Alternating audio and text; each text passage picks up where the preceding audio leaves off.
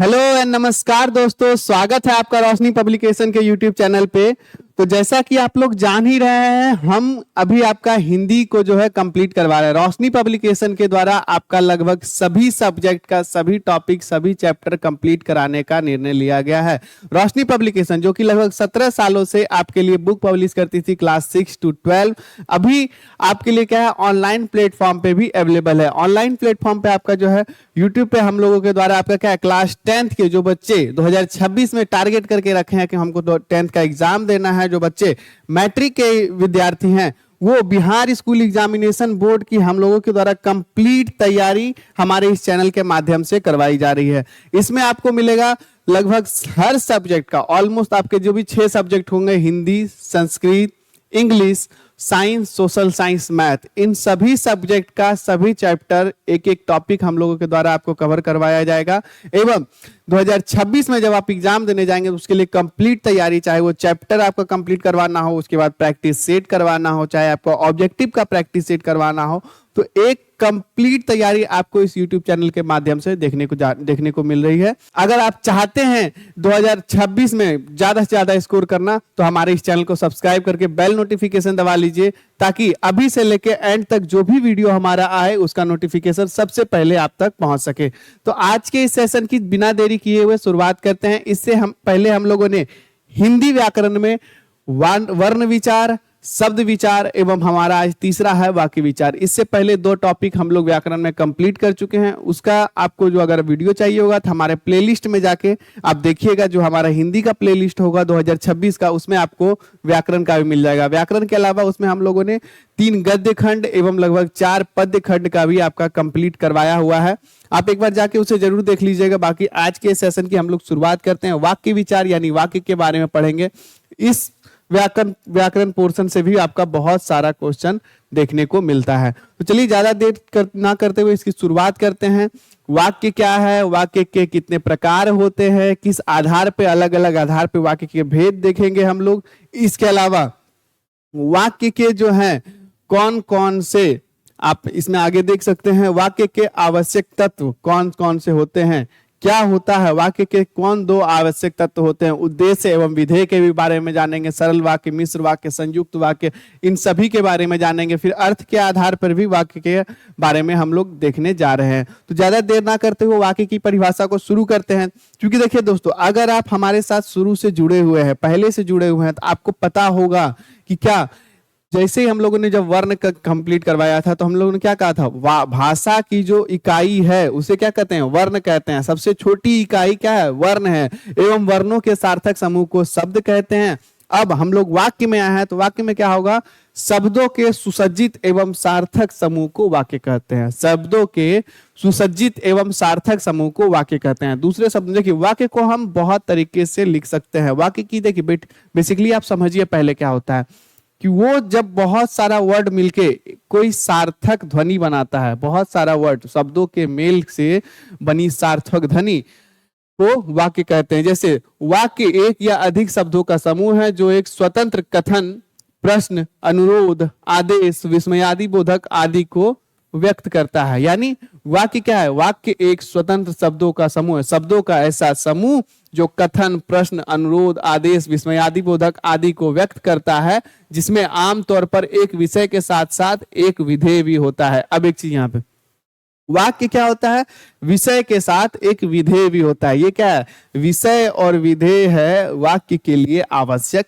तत्व। वाक्य के लिए आवश्यक तत्व, इसको हम लोग आगे देखेंगे कि क्या है ये, बट अभी के लिए आप लोग ऐसे जानिए, जिसमें एक विषय या एक विधेय हो उसे वाक्य कहते हैं। सरल शब्दों में कहें तो शब्दों के सार्थक समूह को वाक्य कहते हैं जो पूर्ण अर्थ प्रकट करे। यानी शब्दों का ऐसा समूह जिसका कुछ अर्थ निकलता हो उसे वाक्य कहते हैं। आपका ये सिंपल सा आपका परिभाषा अगर आप जानना चाहते हैं तो ये आपका एक सिंपल सा परिभाषा हो गया। शब्दों के सार्थक समूह को वाक्य कहते हैं। बाकी आपका वाक्य एक या अधिक शब्दों का समूह है जो एक स्वतंत्र कथन, प्रश्न, अनुरोध, आदेश, विस्मयादि बोधक आदि को व्यक्त करता है, उसे ही हम लोग वाक्य कहते हैं। नॉर्मली क्या होता है, वाक्य के जो आवश्यक तत्व हैं, यानी अब यहाँ पे एग्जाम्पल भी, राम स्कूल जाता है, ये क्या है, वाक्य है। राम स्कूल जाता है, क्या है, ये वाक्य है। सूरज पूरब से निकलता है, ये भी क्या है, वाक्य है। इसमें क्या है, अभी एक बात बोलिएगा, पहला ये देखते हैं, इस लाइन के अकॉर्डिंग अगर देखेंगे, आमतौर पर एक विषय के साथ एक विधेय होता है। विषय इसमें क्या है, इस वाक्य में देखिए उद्देश्य और विधेय भी आपका ऑब्जेक्टिव में ढूंढने को मिलता है। क्या कि निम्न में इस कथन में राम स्कूल जाता है, इसमें उद्देश्य क्या है, राम सूरज पूरब से निकलता है, इसमें उद्देश्य क्या है। उद्देश्य और विधेय इसके बारे में हम लोग आगे जानेंगे। ये क्या है, उद्देश्य और विधेय के बारे में देख लीजिए। यहाँ पे आपका दो टाइप है। वाक्य आपको सही समझ में आ गया होगा। शब्दों के सार्थक समूह को वाक्य कहते हैं। एग्जाम्पल में हमारा यहाँ पे नीचे था, राम स्कूल जाता है, सूरज पूरब से निकलता है। अब है वाक्य के आवश्यक तत्व। ऑब्जेक्टिव में हमेशा एक क्वेश्चन जरूर आता है कि वाक्य के दो आवश्यक तत्व हैं, उसमें उद्देश्य और विधेय होते हैं। इसमें आपका कोई वाक्य दिया होता है और कहता है कि निम्न में इस वाक्य का उद्देश्य क्या है, इस वाक्य का विधेय क्या है, तो इसमें आपका क्या पता करके आना होता है। वहां पे ऑब्जेक्टिव में टिक लगा के आना है। तो उद्देश्य और विधेय ये वाक्य के दो आवश्यक तत्व हैं। उद्देश्य किसे कहते हैं, सबसे पहले हम लोग देखेंगे उद्देश्य किसे कहते हैं। उद्देश्य यानी मान लीजिए वाक्य में जिसके विषय में कुछ कहा जाता है उसे उद्देश्य कहते हैं। इंग्लिश में जो बच्चे पढ़ते होंगे सब्जेक्ट यानी जिसके विषय में कुछ कहा जाता है उसे उद्देश्य कहते हैं। या यदि कर्ता कोई जो कुछ कार्य कर रहा है, वाक्य में जो कार्य कर रहा है उसे ही उद्देश्य कहते हैं। यानी कर्ता को, सब्जेक्ट को ही हम लोग क्या कहते हैं, उद्देश्य कहते हैं। सरल शब्दों में जिसके बारे में कुछ बताया जा रहा हो उसे उद्देश्य कहते हैं।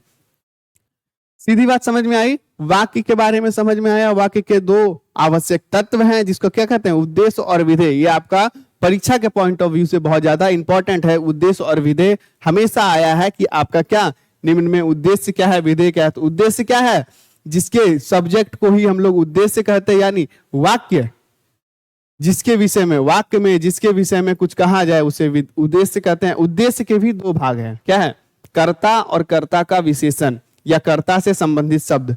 कर्ता यानी सब्जेक्ट और सब्जेक्ट से संबंधित जो भी वर्ड होता है उन सभी को हम लोग कहते हैं उद्देश्य के अंतर्गत आता है। आगे हम लोग एग्जाम्पल लेके भी समझेंगे। पहले हम लोग विधेय के बारे में समझ जाते हैं। विधेय उद्देश्य के विषय में जो कुछ भी कहा जाता है उसे विधेय कहते हैं। आप सिंपल शब्दों में समझ लीजिए, उद्देश्य के अलावा जो शब्द बच गया है, उद्देश्य के अलावा जो भी शब्द बच जाता है उसे विधेय कहते हैं। विधेय क्या, उद्देश्य के अलावा जो भी शब्द बच जाता है उसे विधेय कहते हैं। विधेय के 6 भाग हैं। देखिए उद्देश्य के 2 भाग थे, या तो कर्ता हो या कर्ता से संबंधित शब्द हो या फिर कर्ता का विशेषण हो। जैसे आपका जैसे कर्ता में मान लीजिए कोई लाइन ले लीजिए कि सुंदर लड़का दौड़ रहा है। अब इसमें देख लीजिए, इसमें दौड़ कौन रहा है, लड़का। तो ये क्या, ये आपका सब्जेक्ट सब लोग पहले समझ गए होंगे। सबसे पहले सब लोग पहले समझ गए होंगे कि इसमें क्या है, लड़का जो है आपका क्या है, कर्ता है, सब्जेक्ट है। तो ये क्या हो जाएगा, आपका उद्देश्य हो जाएगा। क्या हो जाएगा, ये आपका उद्देश्य हो जाएगा। और ये सुंदर लड़का, ये भी क्या हो जाएगा, आपका उद्देश्य हो जाएगा। क्यों, क्योंकि ये विशेषण है। लड़का का क्या है, विशेषण है। तो कर्ता का विशेषण भी उद्देश्य के अंतर्गत आता है। और ये दौड़ रहा है आ जाएगा आपका विधेय के अंतर्गत। ठीक है, दौड़ रहा है आपका विधेय के अंतर्गत आ जाएगा। कर्ता के अलावा जो भी, उद्देश्य के अलावा जो भी शब्द बच गया उसे विधेय कहते हैं। विधेय के 6 भाग हैं। क्रिया भी विधेय के अंतर्गत आती है। क्रिया का विशेषण विधेय के अंतर्गत आता है। कर्म, कर्म का विशेषण, कर्म से संबंधित शब्द। देखिए कर्म और क्रिया विधेय का पाठ है।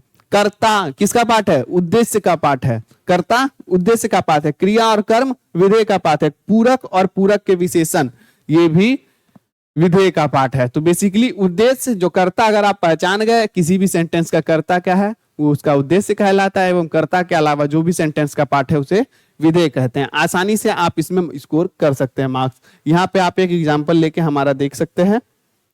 जैसे देखिए यहाँ पे 2 एग्जाम्पल है। गाय घास खाती है, तो इसका क्या है, गाय घास खाती है और सफेद गाय हरी घास खाती है। अब जैसे देखिए इसका जो पहला लाइन का क्या है, आपका उद्देश्य गाय है। सिर्फ क्या है, सिर्फ गाय है। पहला लाइन का ये जो आपका फर्स्ट लाइन है उसका उद्देश्य क्या होगा, सिर्फ गाय होगा। इसका उद्देश्य क्या होगा, गाय। और बाकी घास खाती है पूरा पोर्शन आपका क्या हो जाएगा, विधेय में आ जाएगा। क्या हो जाएगा, विधेय में आ जाएगा। अब सफेद गाय हरी घास खाती है। अब जैसे देख लीजिए गाय के बारे में बात की जा रही है तो गाय तो होगा ही। इसके अलावा सफेद भी आपका उद्देश्य में ही आएगा। क्यों आएगा? क्योंकि कर्ता एवं कर्ता से संबंधित विशेषण भी उद्देश्य के अंतर्गत आता है। तो सफेद गाय आपका क्या उद्देश्य, और बाकी क्या है? विधेय है। विधेय में हरी घास, घास भी होना चाहिए। हरी क्यों? क्योंकि ये जो घास है उसका विशेषण क्या है? हरी। घास है उसका विशेषण क्या है? हरी, यानी हरा जो है उसका विशेषण है, तो क्या हो जाएगा? हरी घास खाती है, पूरा विधेय में आ जाएगा। ठीक है, तो उद्देश्य विधेय आई होप आपको समझ में आ गया होगा। आगे हम लोग बढ़ते हैं, वाक्य के भेद पे हम लोग कंप्लीट करते हैं। देखिए, पहले हम लोगों ने वाक्य को जानना। सबसे पहले अगर आप पहले से स्टार्ट करेंगे तो वर्ण, वर्ण के बाद हम लोग शब्द वाला भी खत्म कर लिया। आज हम लोग का वाक्य का पारी है। ठीक है, तो वाक्य के बारे में हम लोग क्या खत्म कर चुके हैं? सबसे पहले शब्दों के सार्थक समूह को वाक्य कहते हैं। एक लाइन में खत्म कर दें, शब्दों के सार्थक समूह को वाक्य कहते हैं। वाक्य का एग्जाम्पल राम आम खाता है, सीता घर जाती है, जो भी आपका मन में आए बोल सकते हैं। इसके अलावा वाक्य के दो अनिवार्य तत्व, कौन सा? उद्देश्य और विधेय। जिसमें उद्देश्य और विधेय नहीं रहा वो वाक्य वाक्य ही नहीं कहलाता। सबसे पहला चीज, जिसमें उद्देश्य और विधेय नहीं है वो वाक्य नहीं है। ठीक है, ये दो कंपलसरी चीज है। तो उद्देश्य क्या होता है? सब्जेक्ट को उद्देश्य कहते हैं, सब्जेक्ट के अलावा जो बच गया उसे विधेय कहते हैं। और वाक्य के भेद पे आ जाते हैं। तो वाक्य के अर्थ के आधार पे, रचना के आधार पे, ये दो टाइप आपको पढ़ना है। अर्थ के आपका रचना के आधार पे आज हम लोग कंप्लीट करेंगे, अर्थ के आधार पे हम लोग नेक्स्ट क्लास में कंप्लीट करने जा रहे हैं। ठीक है, तो आज हम लोग क्या करेंगे? रचना के आधार पे ये तीन टाइप है। कौन सा? साधारण या सरल वाक्य, मिश्र वाक्य और संयुक्त वाक्य। सरल वाक्य, मिश्र वाक्य और संयुक्त वाक्य, ये तीन टाइप आपका वाक्य का हो गया है। इसकी बात करेंगे तो सबसे पहले साधारण वाक्य। सबसे पहले इसमें देखेंगे जो सिंपल होता है। सबसे पहले, इससे पहले हमने बताया आपको क्या? वाक्य के दो अनिवार्य तत्व, उद्देश्य और विधेय। तो सरल वाक्य का आप ऐसे परिभाषा बोल सकते हैं या उसको ऐसे पहचान सकते हैं, जिसमें एक उद्देश्य एवं एक विधेय हो, बस, ज्यादा उसमें कुछ ना हो। जिस वाक्य में एक ही क्रिया होती है एवं एक ही कर्ता होता है, ये साधारण वाक्य कहलाते हैं। पहला। दूसरे शब्दों में, जिन वाक्यों में केवल एक ही उद्देश्य एवं एक ही विधेय हो उसे साधारण वाक्य या सरल वाक्य कहते हैं। जिसमें एक ही क्रिया एवं एक ही कर्ता हो उसे क्या? सरल या साधारण वाक्य कहते हैं। जैसे बिजली चमकती है, पानी बरसता है, राम जाता है। ये सब क्या है? एक ही उद्देश्य है, एक ही विधेय है। एक ही उद्देश्य है, एक ही विधेय है। बिजली क्या है? कर्ता, चमकती क्रिया खत्म, पानी कर्ता, वर्षा क्रिया खत्म। तो क्या है? जिसमें एक ही उद्देश्य एक ही विधेय हो उसे सरल वाक्य कहते हैं। इसमें एक उद्देश्य एवं एक विधेय होता है। आई होप यहां तक आपको समझ में आ गया होगा। क्या? जिसमें एक उद्देश्य एक विधेय हो उसे सरल वाक्य कहते हैं। मिश्रित वाक्य की बात करेंगे, यहां से थोड़ा कॉम्प्लिकेटेड होगा, आराम से समझिएगा। यहां से सब कुछ आसानी से समझने वाला था, इसमें आपको थोड़ा सा अधिक दिमाग लगाने का जरूरत है। मिश्रित वाक्य किसे कहते हैं? जिस वाक्य में एक से अधिक वाक्य मिले किंतु एक प्रधान उपवाक्य तथा शेष आश्रित उपवाक्य हो उसे मिश्रित वाक्य कहते हैं। सबसे पहले एक तो सरल वाक्य जिसमें एक क्रिया एक खत्म, लेकिन जिसमें दो वाक्य, मिश्रित यानी मिला हुआ, मिश्रित यानी मिला हुआ। मिला हुआ में अब क्या? इसमें भी एक पेच है कि जिसमें दो वाक्य आपस में जुड़े हुए हों, जिसमें एक से अधिक वाक्य आपस में आके मिले, लेकिन दोनों में से एक पावरफुल हो। पावरफुल हो मतलब एक दूसरे पर आश्रित हो, एक दूसरे पर नहीं, कोई एक छोटा वाक्य जो आश्रित वाक्य हो वो दूसरे पर आश्रित हो। एक उसमें प्रधान वाक्य होगा, डिसीजन मेकर। जिस वाक्य में एक से अधिक वाक्य मिले किंतु एक प्रधान उपवाक्य तथा शेष आश्रित उपवाक्य हो उसे मिश्रित वाक्य कहते हैं। यानी एक मेन वाक्य हो तथा दूसरा उस पर आश्रित हो। एग्जाम्पल से समझिएगा हम लोग। हाँ जी, जो लड़का कल देर रात आया था वह दौड़ में प्रथम आया। दो वाक्य हैं, वाक्य नंबर 1, वाक्य नंबर 2। अब यहां पे देखिएगा, जो लड़का कल देर रात आया था वह दौड़ में प्रथम आया। अब सिर्फ इतना को देखिएगा, वह दौड़ में प्रथम आया, यह तो आपका एक लाइन है, और जो लड़का कल देर रात आया था यह दूसरा लाइन है। अब इन दोनों को मिलाएंगे ना तो ये लाइन देखिएगा इस पर आश्रित है। कौन लड़का प्रथम आया? जो लड़का कल देर रात आया था वही लड़का क्या है? आज दौड़ में प्रथम आया। दूसरा देखेंगे, जब बारिश रुक गई तब मैं पार्क में चला गया। अब यहाँ पे देखिए, पहला ये, दूसरा। अब जैसे देखिए, तब मैं पार्क में चला, पहला ये लाइन है, जब बारिश रुक गई, दो लाइन इसमें है, ठीक है। लेकिन ये लाइन, तब मैं पार्क में चला गया, कब चला गया, लेकिन इसका जो पहला वाक्य है इससे पता चलेगा जब बारिश रुक गई। तो ये क्या होता है, दो वाक्यों का समूह, एक से अधिक वाक्य जब मिले, ठीक है, एक या एक से अधिक वाक्य जब मिलते हैं, लेकिन एक प्रधान वाक्य एवं दूसरा उस पर आश्रित होता है, उसे मिश्रित वाक्य कहते हैं। अब इसमें क्या है, ये भी आपका ऑब्जेक्टिव टाइप ऑफ क्वेश्चन में आएगा और उसमें बोलेगा कौन सा है, सरल वाक्य, मिश्र वाक्य, संयुक्त वाक्य। तो उसमें हम लोग आप इतना देखिएगा, क्योंकि देखिए सरल तो आसानी से पता चल जाएगा, लेकिन मिश्र और संयुक्त में आपका दिक्कत होगा। तो इतना ही डिफरेंस है कि बीच में जो है कोमा होता है, क्या होगा, बीच में कॉमा होगा, बीच में कॉमा होगा, एवं संयुक्त में तो और ये सब मिला होता है, ठीक है। एक बार पहले संयुक्त को भी समझ लेते हैं, उसके बाद दोनों के बीच में हम लोग डिफरेंस को समझेंगे। क्या है संयुक्त वाक्य? संयुक्त वाक्य क्या होता है, जिस वाक्य में दो या दो से अधिक उपवाक्य मिले हो परंतु सभी वाक्य प्रधान हो, ऐसे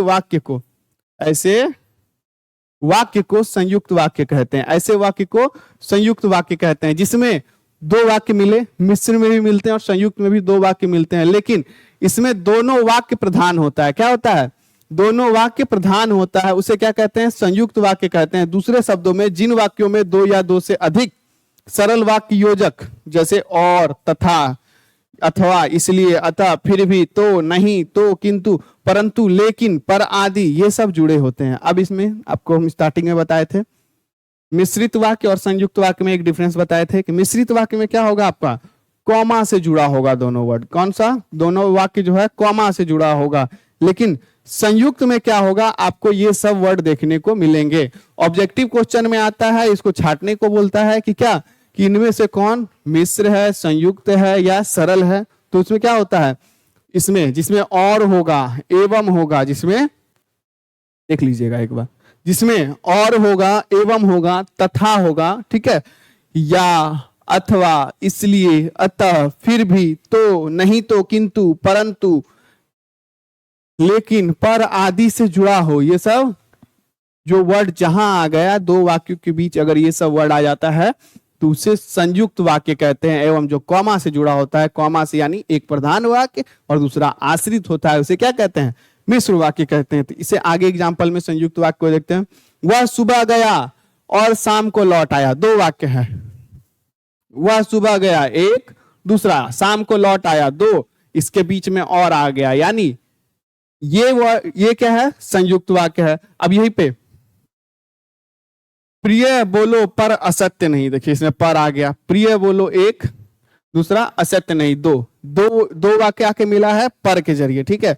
उसने बहुत परिश्रम किया, पहला वाक्य सफलता नहीं मिली, दूसरा वाक्य बीच में किंतु, तो क्या हो गया, संयुक्त वाक्य। यानी रचना के आधार पर कितना, सरल वाक्य, मिश्र वाक्य, संयुक्त वाक्य। सरल जिसमें एक कर्ता और दूसरा क्रिया हो, यानी एक उद्देश्य एवं एक विधेय हो, वो सरल वाक्य। दूसरा जो मिश्र वाक्य, दो वाक्य आके आपस में मिले लेकिन एक वाक्य दूसरे पर आश्रित हो। सरल शब्दों में कहें तो दो वाक्य जब कॉमा से आके मिल जाए, यानी दो वाक्य की भी जब कॉमा लगा होता है तो उसे क्या है, मिश्र वाक्य। ये पहचानने का तरीका है, ठीक है। दूसरा, जब दो वाक्य आपस में आके मिलते हैं लेकिन दोनों वाक्य प्रधान होता है। मिश्र में क्या, एक प्रधान एक उप प्रधान, यानी एक आश्रित, प्रधान और आश्रित। लेकिन संयुक्त में दोनों के दोनों प्रधान होते हैं। तो वो वाक्य जब मिलता है तो ऐसे कॉमा के जरिए नहीं मिलेगा, दोनों एकदम अच्छा ओहदा का वाक्य है, दोनों प्रधान वाक्य है, तो उसमें क्या होता है, शब्दों की आवश्यकता होती है। और वो शब्द कौन से हैं, यहाँ आपके हैं और, एवं, तथा, या, अथवा, इसलिए, अतः। ये सारे वर्ड दो वाक्य के बीच में अगर उसको जोड़ने के लिए मिल जाते हैं तो उसे क्या कहते हैं, संयुक्त वाक्य कहते हैं। तो ये पूरा सेशन वाक्य के बारे में आपका ये पहला पार्ट था। सेकंड पार्ट जल्दी आपको अगले दिन मिल जाएगा।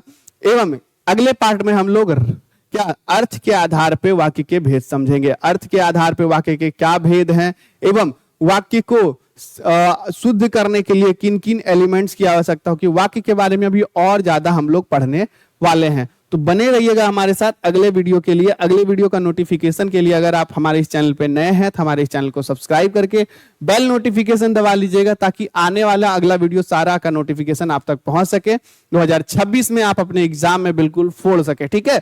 और रोशनी पब्लिकेशन के द्वारा जो है गोधुली, कैप्टन रेनबो, दिगंत, यहाँ आपका 10th के लिए पीयूषम जो आपका एक संस्कृत का बुक है, वर्णिका, गोधुली 9th का भी, और इसके अलावा इंग्लिश का भी बुक आपको देखने को मिलता है हमारे रोशनी पब्लिकेशन के द्वारा। इसमें हर एक चैप्टर वाइज आपका क्या चैप्टर भी मिलेगा, क्वेश्चन आंसर भी मिलेगा। अगर आप इंग्लिश और संस्कृत के हैं विद्यार्थी, अगर इंग्लिश और संस्कृत का बुक लेते हैं तो उसमें क्या हर एक इंग्लिश चैप्टर का आपका हिंदी में रूपांतरण भी मिलेगा, हर एक संस्कृत चैप्टर का आपको हिंदी में रूपांतरण भी मिलेगा, ताकि हर एक चैप्टर को आप अच्छे से समझ सके। और ज्यादा अच्छे से समझने के लिए आप हमारे YouTube चैनल को सब्सक्राइब कर लीजिए। हमारे बुक और हमारे इस चैनल का कॉम्बिनेशन आपको एक सफलता की नई ऊंचाइयों पर ले जाएगी। बिहार बोर्ड के खास विशेषज्ञों के द्वारा ये बुक तैयार किया गया है, जिसमें लगभग 16 से 17 सालों का एक्सपीरियंस, बिहार बोर्ड के विशेषज्ञों का एक्सपीरियंस, उनका क्या एनालिसिस करता है, क्या कैसा क्वेश्चन आता है, उन सभी का इसमें बिल्कुल सार दिया हुआ है। अगर आप चाहते हैं तो एक बार आप ले सकते हैं रोशनी पब्लिकेशन का कैप्टन रेनबो, कैप्टन दिगंत, इसके बाद गोधुली, पीयूषम, वर्णिका, रेनबो, दिगंत आपका क्लास 11th और 12th के लिए है। क्वेश्चन बैंक हमारा क्लास 10th का भी लॉन्च हो चुका है 2026 के लिए। अभी से प्रैक्टिस में लग जाइए, ताकि 2026 में आप 50 आउट ऑफ 50 क्वेश्चन बिल्कुल सही रंग के आए। ठीक है। क्रैश कोर्स भी आपको देखने को मिल जाएगा, जिसमें आपको क्या ऑब्जेक्टिव एवं सब्जेक्टिव दोनों क्वेश्चन आपको मिलते हैं। ठीक है। इसके बाद आप बात करें तो ये बुक आपको प्रॉपरली आपको फ्लिपकार्ट, अमेजॉन, अपने नजदीकी बुक स्टोर एवं हमारे ऑफिशियल वेबसाइट पे भी देखने को मिल जाएगी। तो आज के इस सेशन में इतना ही। मिलते हैं इसके सेकंड पार्ट में, जिसमें हम लोग करेंगे वाक्य के अर्थ के आधार पे जो भेद हैं उसके बारे में हम लोग जानेंगे। तो मिलते हैं अगले वीडियो में, तब तक के लिए जय हिंद, जय भारत।